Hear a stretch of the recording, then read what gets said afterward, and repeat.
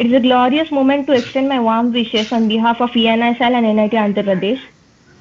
I want to convey my heartfelt gratitude to our Dr. Viresh sir, Dr. Bharat sir, Soumya Josh ma'am, Prem Lata ma'am for accepting the invitation and presiding over this webinar on dauntless enterprising. It is an opportunate movement to explore and get enlightenment upon the problems of entrepreneurship with our esteemed dignitaries over here. The seminar schedule brushes upon a spectrum of exciting and benefiting themes that discuss the aspects of entrepreneurship and startups. I would like to call upon Dr. Viresh sir, Associate Dean Student Affairs and HOD of Mechanical Engineering, NIT Andhra Pradesh, to have a talk with us. Sir has an enormous experience in academics, and due to his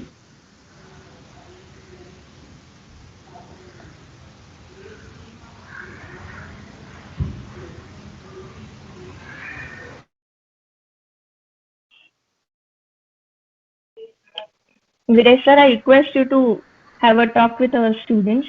Yes, yes, yes, yes, yes. Yeah. So I'm audible, right? Just say you're audible. Okay. So first of all, good evening to one and all. And at the outset, I take this opportunity to thank uh, Madam Dr. Premalata for having organizing this particular webinar or seminar with all the esteemed guests. Thank you so much, Madam. During this pandemic situation, you had nicely planned along with your team members. It's really happy moment and as well as motivating all of us to organize such webinars and workshops as much as possible. So first and foremost thing, I take this opportunity to thank our director, Professor CSP Rao Garu, for giving us the opportunity to go ahead with this kind of programs. So it is only the beginning. I request all the students to join for the all the webinars and seminars what we are going to organize on all weekends. So here last year also E and I Cell was very much phenomenal and they had done a lot of work. They have organized a lot of competitions among the students and all of them were very much successful. So I congratulate all the team members and the faculty member efforts made by the cell for attracting the fellow students around the world, around the campus and other campuses. It was really wonderful and it made a remarkable, influence on the students. With all the supports of our management, people, we could conduct a lot of workshops. So in this year also we have planned a lot of programs. So I request and advise all the students to participate actively. Management of NIT Andhra Pradesh has helped us in a lot with equipping the cell with the necessary resources. So recently we have started second our interactive classroom. So from there also we can conduct workshops in future. So faculty has been remarkable and they have been a backbone to the cell and has always guided them guided them the students in the right direction. The team of E&I cell has been always positive to, though we are very new, so but still out of so many odds they have come up with a lot of innovative ideas and they have organized decent programs. Even in this time of hardship, their enthusiasm to conduct such workshops is really appreciated, and the institute is looking forward to organize such events, great events, every weekend or maybe frequently. So I congratulate and as well as looking forward to attend and participate to all the workshops organized by E and ISL. Thank you so much for the opportunity. Thank you. Thank you so much, sir, for your kind and inspirational work. In spite of being so busy, you took time and had a talk with us. We are really grateful for that. Now, I Excuse me, would like Janvi. to. Janvi, Yes, ma'am. our HOD is there, no? You just Yes, invite ma'am. Soumya Josh, Soumya, ma'am. ma'am. Yeah. Yes, ma'am. Sure. Now, I would like to request Dr. Soumya Josh, ma'am, who is HOD of who is HOD in School of Humanity and Management, and she is really one of the great teachers we have in our college. Really inspiring and supportive in every aspect. Ma'am, can you please convey your talk? Can you have a conversation with this? Thank you, Janvi. It was so nice listening to you. And thank you for your generous words. Good evening. I'm happy that Entrepreneurship and Innovation Cell of NIT Andhra Pradesh, nurtured and mentored by School of Humanities and Management, has kickstarted its series of programs for this academic year. The cell organized vibrant programs last year under the guidance of the faculty advisor, Dr. Premalata, faculty in management. I take this opportunity to congratulate Dr. Premalata and all the students who are part of this cell. I appreciate your efforts in organizing the webinar, Dauntless Enterprising 1.0, and choosing the finest of speakers to enlighten the fraternity of NIT Andhra Pradesh and also the students who have joined from other institutes. I look forward to listening to Mr. Vivek Srinivasan, Mr. Devesh Chawla, and Dr. Bharat Damani. Thank you for this opportunity. Over to you, Ms. Janvi. Thank you so much, ma'am, for your kind and inspirational words. We are really grateful.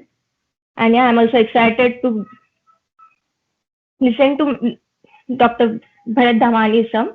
So I won't take further ado. We'll turn to time over to Dr. Bharat Damani, sir. Our presenter today is PhD in Social Entrepreneurship from IIT Bombay, MMS in Finance, BTech in Mechanical. Dr. Bharat has worked with startups and scaling businesses in manufacturing for their funds, non-funds, and strategic needs since 1986. He has experience in lending, investing, investment, banking, consulting roles. He has consulted many Japanese companies like DIC Corporation, NTT Data, Sakura Bank, Sumitomo Chemical, Sumitomo Mitsui Banking Corporation, Toyota Shuso Corporation from 1995 to 2005, from joint venture partner identification, evaluating market potential, business valuation, and exit. This list goes on. As a part of research work, Dr. Bharat sir did for his research work, like in PhD, Dr. Bharat sir created a board game, Masti. Like the name itself is so amazing. To create awareness among social enterprises and how to make them sustainable. Masti has received not one, not two, but 3 awards. Learning Challenge Pacesetter by Ashoka Changebaker in 2014. Masti has been recognized as a Learning Challenge Pacemaker. Research and Learning Tool by IIT Bombay in 2016. Best Pedagogical Innovation Case Award 2017 by ET Cases. Dr. Bharat also created the CESS framework to help nurture startups and social enterprises become cash flow sustainable. This evening will be short to explore his amazing journey. So please help me welcoming this amazing personality, Dr. Bharat. We are really excited to listen to you on ABCs of business strategies. Please enlighten us with your knowledge and talk, sir. Thank you very much, Janvi, and a special thank you to the EN Entrepreneurship Cell of NIT, to the management of NIT for inviting me. It's a real pleasure interacting with all of you, and entrepreneurship is my passion. So let me jump straight into what I want to share with all of you. First of all, I do understand that many people find entrepreneurship to be quite daunting. So let me start with that. I have this habit of asking simple questions. Sometimes they are so simple they can be on the border of being ridiculous. So just ask yourself, are you scared of entrepreneurship? I mean, I know the answer, right? We all know the answer. Now the question is, do you have a choice of not being an entrepreneur? So at this stage, many of you are thinking that I am a student, I am already having a job, or I have a full career in front of me, so I will get a good qualification. With that qualification, I will enter the profession, and life is made. I will keep working till I retire, right? But look at what's happening around you. So youngsters, I will say, look at your 2 generations before you, your grandfather's generation. That was the time when people joined an organization, worked for the rest of their life, and retired from that same organization. And sometimes they didn't even retire, they continued working even after the retirement age. Look at the generation just before you, that is your father's or mother's generation, your parents' generation. Many of them are still working, but a few are not working. It's not that they don't want to work, but times have changed and they no longer had the liberty of joining one company and continuing their entire career in that company. They had to change 3-4 jobs. But a time has come where the competition is so high, I cannot afford outdated technology, outdated skills, and high cost. So what happens is, in today's times, people who are more than around 50 years of age, they find it difficult to switch jobs. So if you already have a job, if it's continuing, your skills are still relevant, you are keeping pace with the changing times, good for you, you will continue working. But if you're not able to do that, the company will one fine day say, okay, we do respect and we do acknowledge all the good work that you've done for us, but we no longer can afford you. Now that is the current generation, which is 50 plus. Fast forward. The current student generation. When you grow up, what do you think is going to happen? Today, what is happening? What the fourth year students of engineering are doing and what the first year engineering students are doing, just a gap of 3 years. Technology has already evolved. Things like online, it was there but never used. But with COVID, suddenly everybody is online. And we were able to adapt to it because of the compulsion. So that brings us this thought. Should you choose what you want to do, or should you be forced to do what you have to do? Now, again, a funny question. Like I told you, I ask funny questions.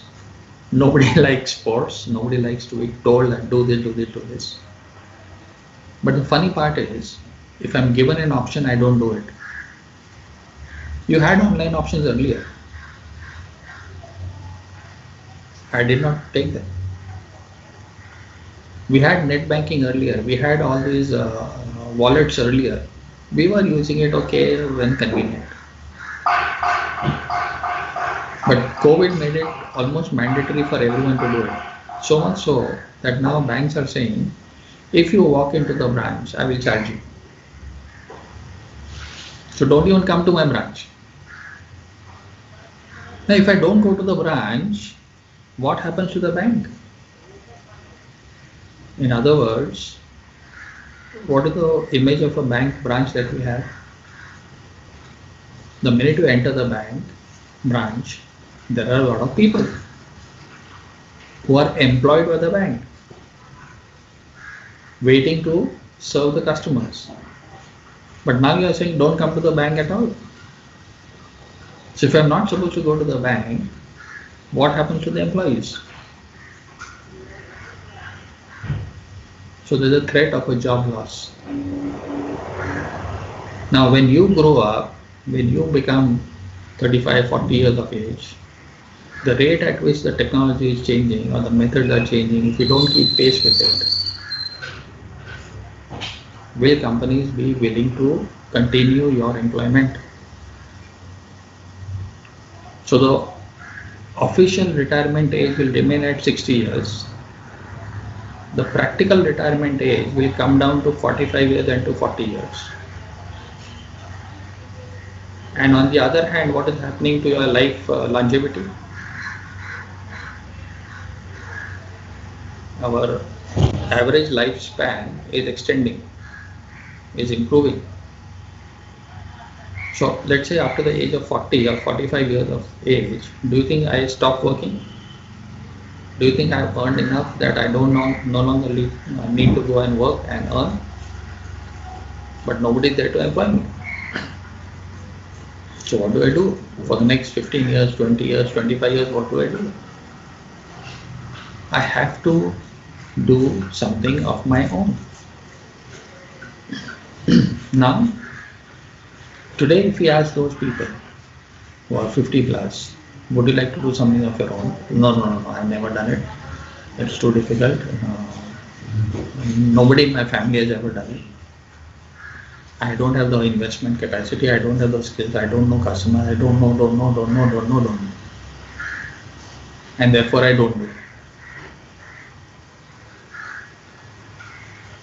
That is when you give them a choice. What if you make it a compulsion?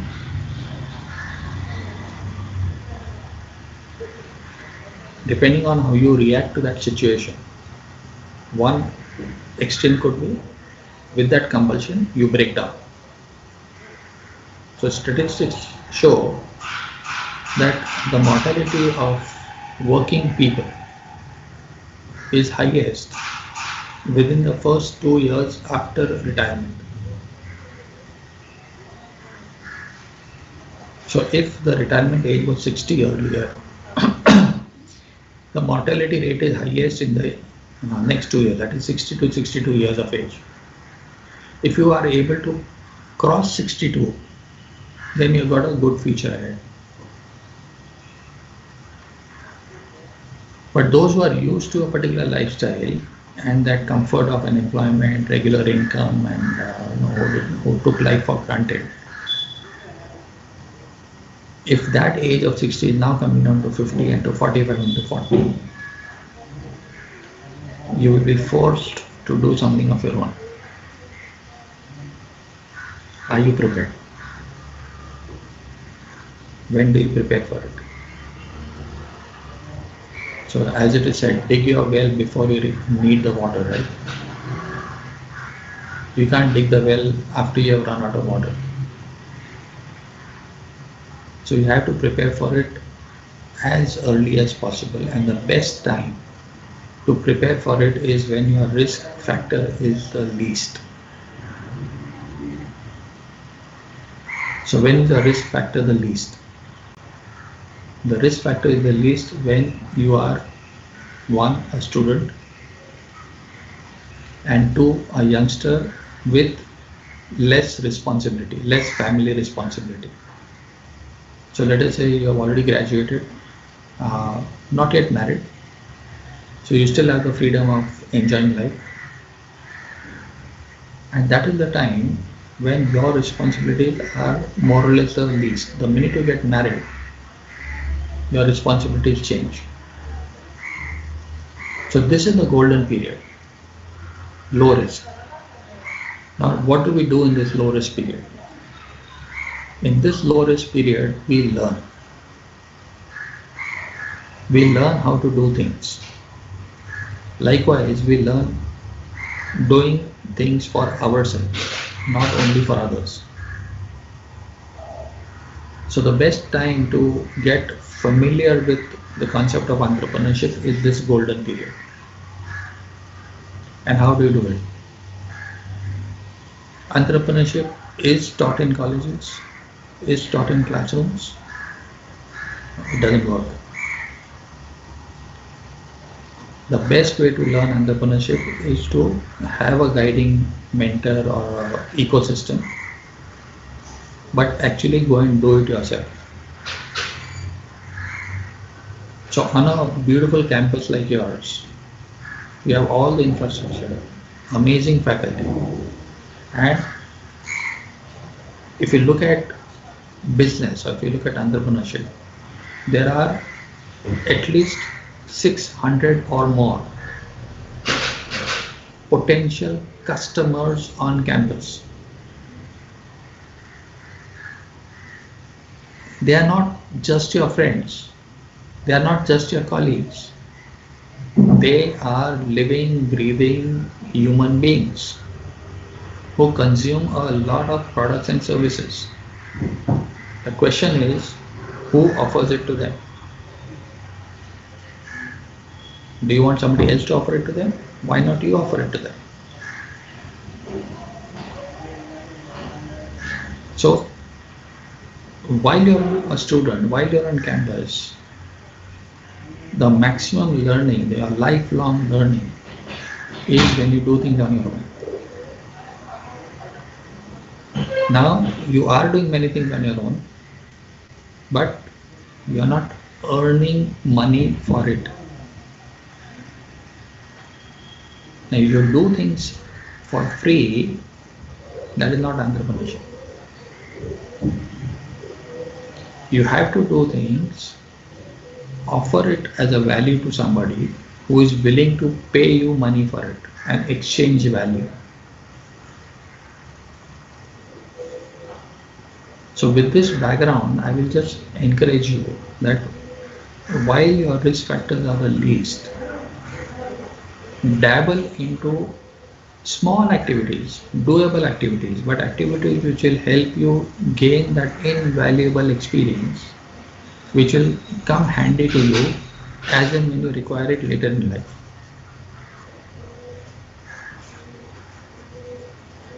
So what I will do is, considering that this is more of a familiarity session, more of an introductory session, I will like to introduce 5 simple concepts which will help you get off the ground trying to do something of your own. So entrepreneurship can be very simple if you want it to be. Entrepreneurship works beautifully the way your mind thinks. So one of the most fundamental things that we do when I interact with students is to work on their thought process.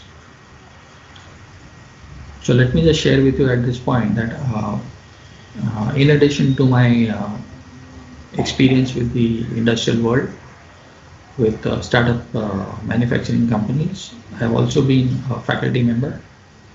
I've been a visiting faculty in finance and entrepreneurship for more than 29 years now. And recently, that is last 5 years, I've been associated with 3 institutions for teaching finance and entrepreneurship. And these 3 institutions are Flame University, Pune, TIS, that is Tata Institute of Social Sciences, Mumbai, and at IIT, Mumbai. So at these 3 institutions, I also teach finance and entrepreneurship courses. Now, in particular at Flame University, we have a complete series of courses on entrepreneurship. Now, what happens in most colleges nowadays, entrepreneurship as one course is compulsory. It's kind of mandatory, it's introduced everywhere, but one course is not enough. It's very basic, it's very elementary. We have a series of courses on entrepreneurship at Flame University, and we also offer a major or a minor in entrepreneurship. And this is offered both at the undergraduate level and at the postgraduate level, and also at a certificate level. So there are some people who want to do it as a qualification, fine, you can do it as an undergraduate qualification or as a postgraduate qualification. So we have an MBA with a major or a minor in entrepreneurship. We also have people who say qualification is okay, I want to learn, I want to actually have the urgency to become an entrepreneur. So for them, qualification is not important. What is important is the support system, the knowledge, the experience. So for them, we have designed a unique course, which is a certificate course. It's a 1-year certificate course in entrepreneurship. So this can be done by any graduate from any stream. So what I'm trying to share is that we have a series of courses in entrepreneurship, but the common thread across all these courses is that in every course we do 2 things. 1, we work on your mindset, on your thought process, and 2, we have a huge element of experiential learning, which means we make you do things. It's not theoretical. We actually make you do things in detail. Okay? So unless you jump into the swimming pool, you will never learn swimming. Unless you sit on the bicycle, you will never learn how to ride the bicycle. And unless you fall down and unless you gulp huge quantities of water, you will not become better and better at swimming or at cycling.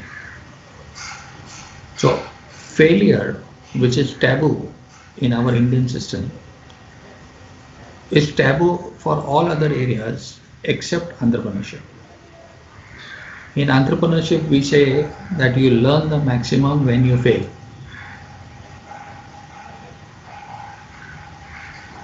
Because failure teaches you so many things. It gives you those kind of experiences which you'll never forget. And you'll never commit those mistakes one more time. So, because entrepreneurship is practical, because entrepreneurship is applied knowledge, we encourage failure. Not that you have to fail, that's not the objective. But if you fail, nothing wrong.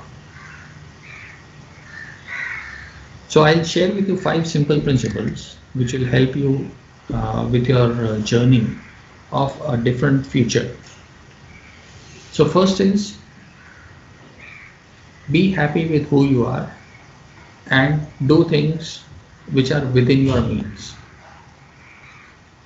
You don't need to be a Dhirubhai Ambani. You don't need to be a Mukesh Ambani. You don't need to be, Mr. Mittal. You don't need to be Ratan Tata. You are who you are. So what you need to do is first accept yourself as an individual and start with whatever you have.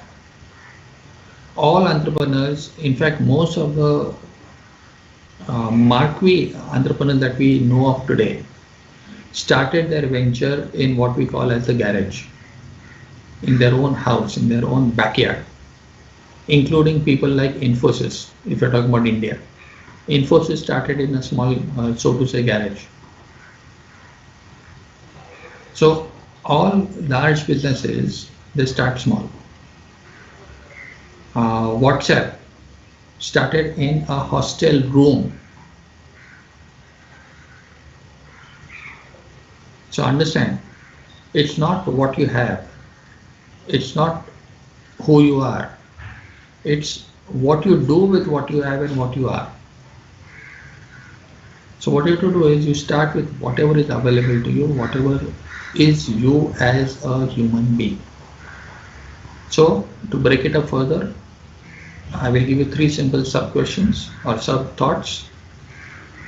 Who I am as a person, as a personality, as an individual. What are my traits? What are my habits? What are my tastes? What are my abilities? What are my skills? What can I do? What I don't like to do? So just understand who you are as a person. Second is, what do you know? So what do you know is in terms of your education, in terms of your training, in terms of your experience, in terms of the activities that you've done. So what is it that you know? And the third is, who is it that I know? So what is your network, your social, your friends network and your professional network? So you, your family, your community, your friends and your professional network. Who do you know? This is enough. These 3 sub points, if you really see, if you look at it as a whole, you are sitting on a treasure trove. So if you combine these, you will be amazed at what potential you have just by doing this little exercise.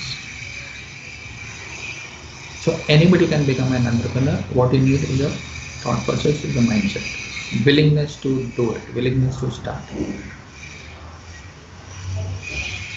So that's the first step.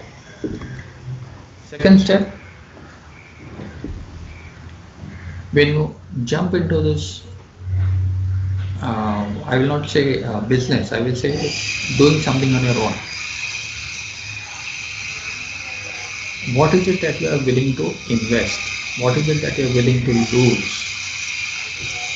What is it that you are ready to sacrifice so that you gain a beautiful future. So we call it, what is your affordable loss? So the second point is, understand and identify your affordable loss in terms of your time,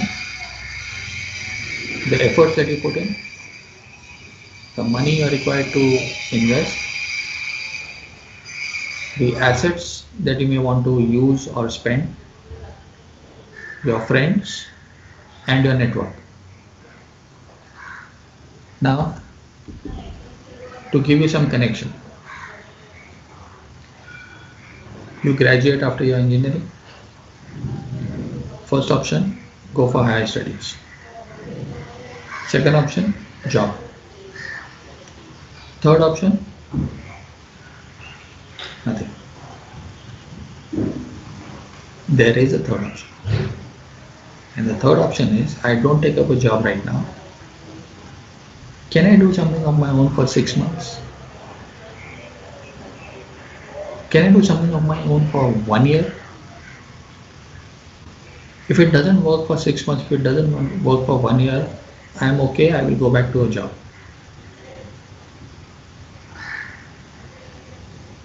So that time period is your experimental freedom that you are allowing yourself. Now, to support this, of course, your family has to be supportive. But there are institutions who already have a formal policy in place, including some IITs. What they say is that, say, normally on campus you have this placement cell. Now, those who want to do something on their own, they will opt out of placement. So what we say is, we will support you, we will encourage you to start something of your own. But if you are clear that you want to start something of your own, please let us know. So we will not look for placement opportunities for you. With the catch. So let's say after 6 months, you have given yourself a period of 6 months to 1 year. Now in a period of 6 months to 1 year, you try your own venture, you try doing something of your own. And for some reason, if you succeed, great, you continue with it. If you don't succeed, you are welcome back to the campus. And the placement cell will then help you look for placement. So you can have a deferred placement. So instead of taking placement, let's say in your final year, after your final year, you take a gap of 1 year for trying something of your own. And then if it doesn't work out well, you can come back, enroll in the placement activity, and then look for a job from campus. So many institutions have already started this as a policy to encourage their students to become entrepreneurs. And in this 1 year period, because of this ecosystem that we are talking about, formal, informal, there are incubations happening. So your institution may not have a formal incubator, that's fine.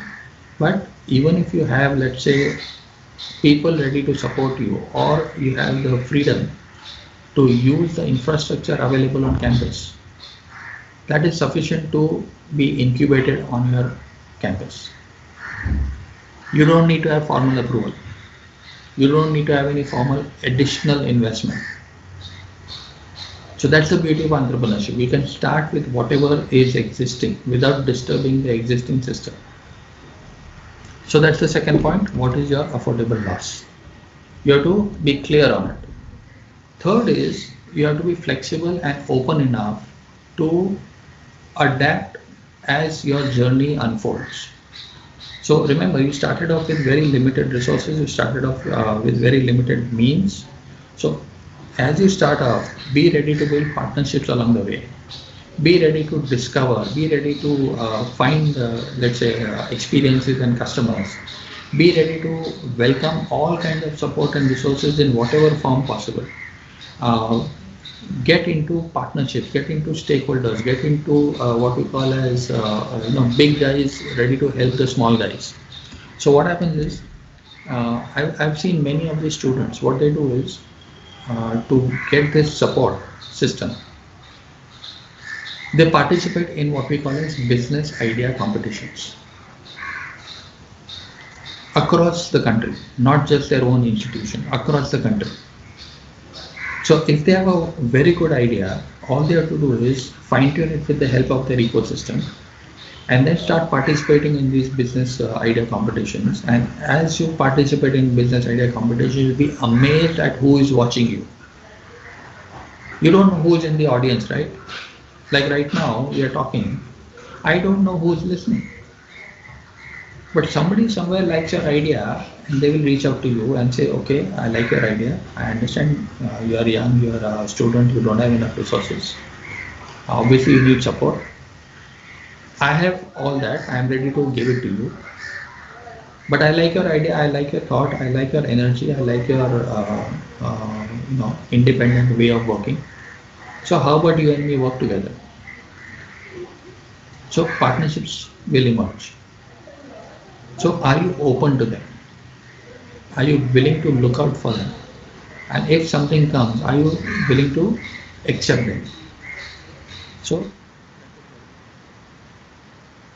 fourth point is, rest assured, things will never go as planned. It never happens, right?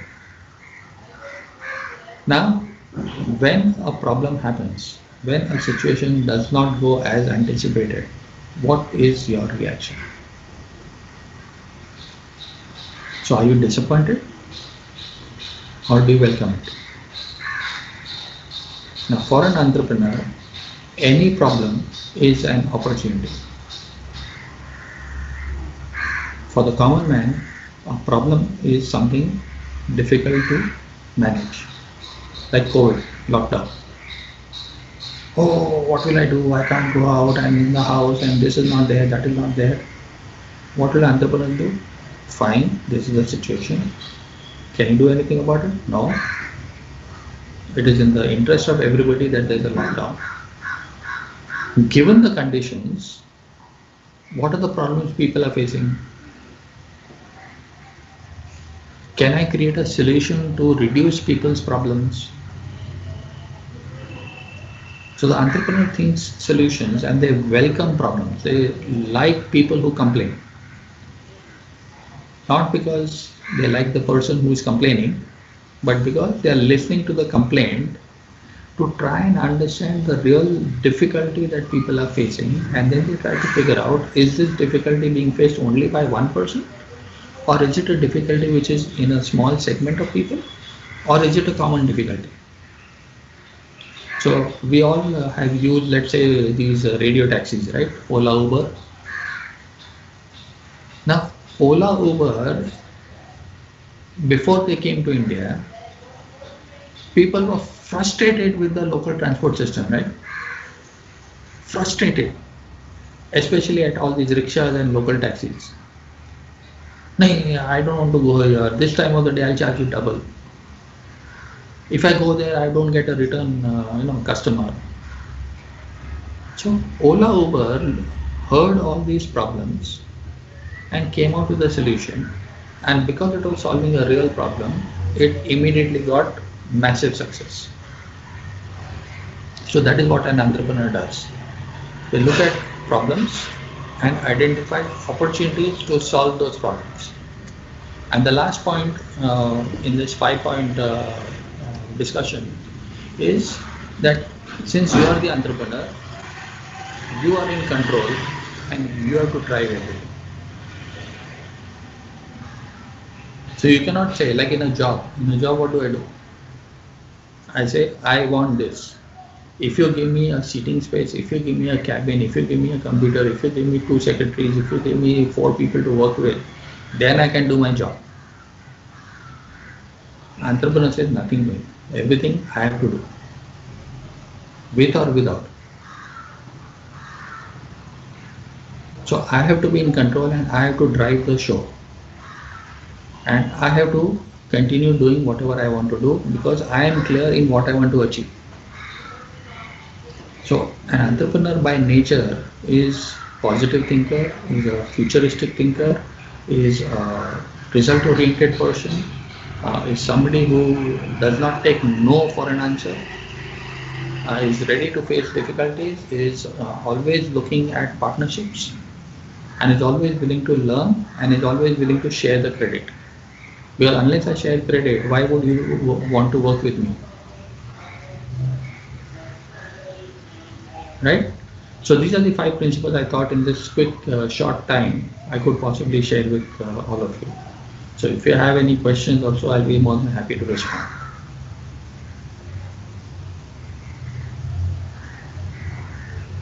Sir, it's actually really amazing. In this short time span, you told 5, like it's covering everything, and these baby steps will help us to reach the level we all are like here to learn and grow. I would like you need Joint Secretary of ENISL to take the question and answer session. Unit, please. Thank you so much, sir. It was really enlightening, if I may say, really enlightening. The change around of perspective, if you say, why not the question you have raised in the small campus, what you can achieve, what you cannot. That was very inspiring. Thank you so much for your words, sir. So the chat window will now be open for a question and answers. If you have any questions directed to sir, we'll be forwarding it. Please do type in your queries.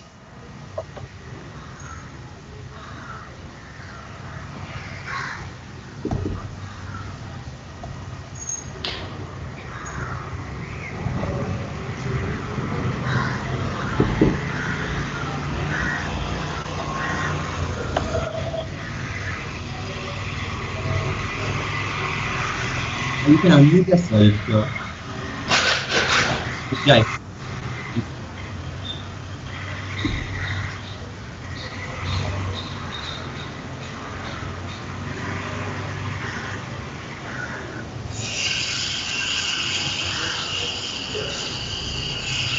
I do have a question for you, sir. My own.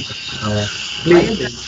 Entrepreneurship is always associated with someone like Bezos or someone like Mark Zuckerberg. Why not is it seen as a profession? Why is it only seen by the greatest? Why do we have to compete always with the top cream and not the what entrepreneurship originally is? So the answer to that is not between you and me. It is in our Indian system. This situation that you're describing is prevalent in India. But if you go to some other countries, like if you go, let's say, to the US, after the child, let's say, goes into a hostel,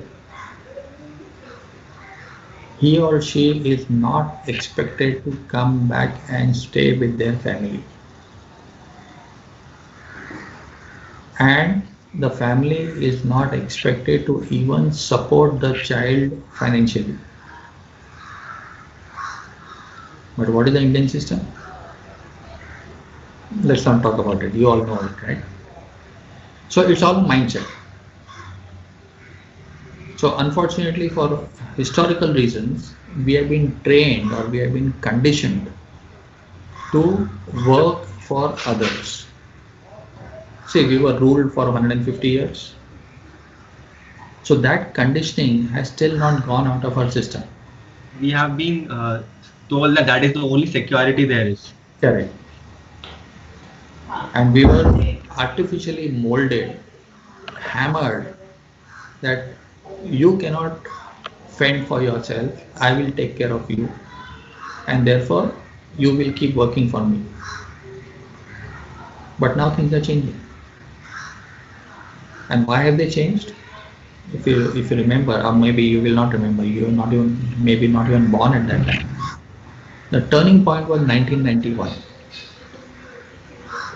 when the Indian economy was forced to open up. I'm emphasizing on this word force. It's always a force which creates a change. Yeah? Newton's law, right? First law. Yeah. External unbalanced force. Otherwise, we are happy in our inertia. So 1991 was the turning point when the entire country was subjected to an external unbalanced force, and that force has changed everything. Like I remember in the mid 90s, when I was consulting some Japanese companies, one of these Japanese companies, they wanted to introduce net banking solutions in India. Now today, what we are taking net banking for granted, in the mid 90s, the branch was not even computerized, and there was a huge resistance. There were bank employees going on strike against computerization. And this company from Japan is willing to come and spend a lot of money, invest their own money to provide these beautiful net banking solutions where you can do transactions from home.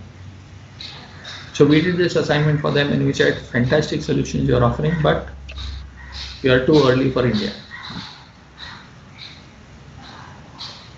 So unless our Indian system, our mindset, our approach evolves, we cannot change, we cannot accept the good things in life. So does that answer your question? 2 years of conditioning is what has been pushed on me. You want me to completely give it up at once? In fact, I would say that, see, we cannot, you and me cannot change the regulations, right? Yeah. So I'm looking at your scenario with the permission, with the tacit permission of all your faculty members and your deans in this session. I am saying that your educational system is like a regulation. Okay. Now we all know that there are so many shortcomings in the regulation, and the new education policy has already been announced, which is quite radical. But by the time it is implemented, you and me will not be where we are right now. It won't be relevant. Correct. So what do we do? Do we say, I can't do anything? Or do I say, hold on, what is good for me? What is good for the future? What is good for everyone? Let's do it with or without the system. So long as I'm not violating anything, so long as I'm not picking or requesting for unreasonable resources. So what we did was, the first thing that I do in any university that I go, any course that I want to teach, I say, do I have the permission to revamp the curriculum and the pedagogy or the method of delivering the curriculum? Only if that permission is there, I say I'm ready to be associated with your institution. And the minute I enter, I look at all the curriculum and I say, okay, certain things are there. I will reduce the emphasis because I can't change it. I will reduce the emphasis. But more importantly, I will emphasize on the delivery. Now, this is within our freedom of decision making, right? Yes, sir. So, for example, all of you have projects. Most of us do academic projects. Can I do practical projects? No regulation is stopping me from doing that, right? At all, sir. So if I just redefine the project and the manner in which it is to be executed, I am creating a lot of value for the student community. Now, do you wait for that to happen from the faculty? Or if the faculty is not thinking in that direction, what do you do? Who is stopping you from doing it? Correct. So ultimately, it's your mindset. So we do have a couple of questions from the audience. Sure. R&D, marketing, management, which is the backbone for enterprising? You want a simple answer? The audience would love it, sir. It is none of these. Oh, The answer is sales. Unless you are able to sell what you make, you are not in business, you are not an entrepreneur. I interact with a lot of techno entrepreneurs, and the problem with techno entrepreneurs is they don't understand commercial aspects at all. Why? Education system. In the traditional education system, there is no commercial orientation for an engineer. Say, I am a product of IIT Kanpur, I am a product of IIT Bombay. So I understand technology. I understand the mindset of the student who does engineering. They have no commercial orientation. And the inventions that they create because they can create it. So if you read Schumacher is a well-known author of Small is Beautiful. So in one of the discourses on appropriate technology, there's a course called Appropriate Technology, which is taught at institutions like IIT Bombay. So in that course, one of our faculty members had this, patented statement, which said, Americans are excellent at creating things because it can be done.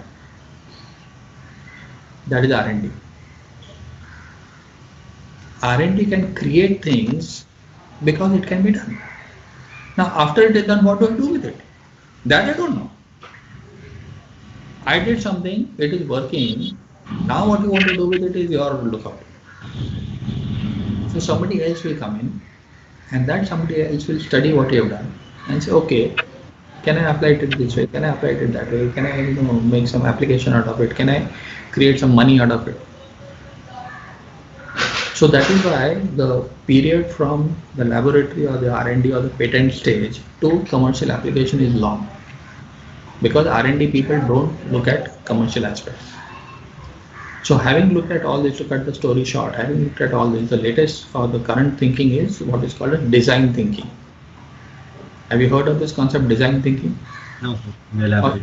If it is not there, I would say that you must have this as a course in your syllabus. If it is not possible in your syllabus, have it as a guest session, have it as a 2-day workshop or whatever. But you must be exposed to design thinking. Now, design thinking is nothing but co-creating an innovation. Now, who do you co-create with? You co-create with your customer, with your user. So the R&D guy and the customer, they come together and they co-create a product, and the acceptability or the ability to execute it and implement it as a commercial activity or a product is extremely high. So all your 3 options are not relevant. What is important is sales. You make something, what's the use if you can't sell it? What's the use if people say, hey, I like it, but give it to me for free? There's no business, right? And the other part with all these innovators is because they are not commercially oriented, because they are not exposed to the market in their education system. You know the most difficult job ever? Talking to an unknown person. And talking to that person, hey, I'm selling, I'm representing this company and I want to sell this. Try a sales job sometime. Most engineers cannot do sales because engineers are trained not to talk to people. They talk to machines. So as part of your experience sharing or learning or whatever you call it in your curriculum, you should also have this element of interacting with people and sales. Okay, so does that answer your question? We have one last question. Divya wants to know about bio-entrepreneurship and the scope of it. Oh, fantastic. Huge scope. Huge scope. Only thing is, again, what I just mentioned. Don't create it because you can create it. Learn how to co-create it from a user or a customer perspective. Then the scope is phenomenal. But I know many of these people who just create it and then it becomes so expensive to convert to reality that nobody is willing to buy it at that price. But the beauty is if you co-create it at the design stage itself, you are looking at the cost structure, you are looking at the features. See, a lot of people, a lot of customers don't understand features. They understand benefits. Like, all of you are supposed to be engineers of different shades, right? By the time you graduate, you become a full engineer. So 25%, 50%, 75%, 100% engineer. How many of you really understand what is inside your computer? I mean, we know how to talk that language. Yeah. processing speed is so much. Okay, what does it mean? I don't know that. It's so nice to talk to. It's good jargon. But what I'm interested in is, does it work? Or when I start working, does it hang? So customer is looking for the benefits, not for the features. So try and incorporate this at the design stage itself, and it will work wonders. Whether it is bio entrepreneurship or any other bio and medical, huge scope. Excuse me, sir. Sorry for the interruption. Juvanit? Time is out. Yeah. Yeah, yes, sir. I know that. Yeah. Other speaker is waiting, sir. Yes, I respect that. Please, sorry for that. Yeah. So thank you very much. Real fun interacting with you. Thank you, sir. You can Just a take- small question from my side. Sir, like what if you feel the difference between the Japanese entrepreneur and our nation entrepreneur? As it's already a developed state and we are still developing. Like what's this difference? Two differences. One is the extent of detail that the Japanese goes to. Depth. Unbelievable detail, even at the initial stage. Unbelievable. And second is time commitment. If they say that this is the date by which they will deliver, guaranteed they will not deliver even 1 second later. Oh. That's great. These two qualities so should are amazing. learn that two qualities. Absolutely. Okay. Yeah.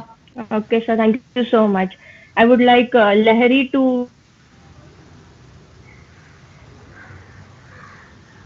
Lahari, please give the formal vote of thanks for your sir's patience.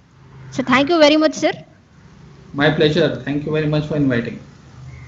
So that was truly an illuminating talk. I couldn't imagine in this short period of time, 30 to 40 minutes, that was so insightful.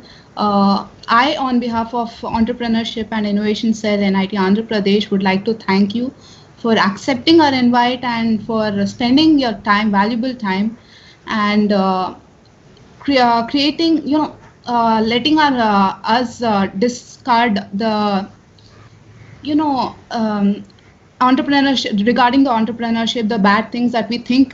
So you allowed us to discard that in this few minutes, and we are really grateful for you, sir, for accepting it in a short period of notice.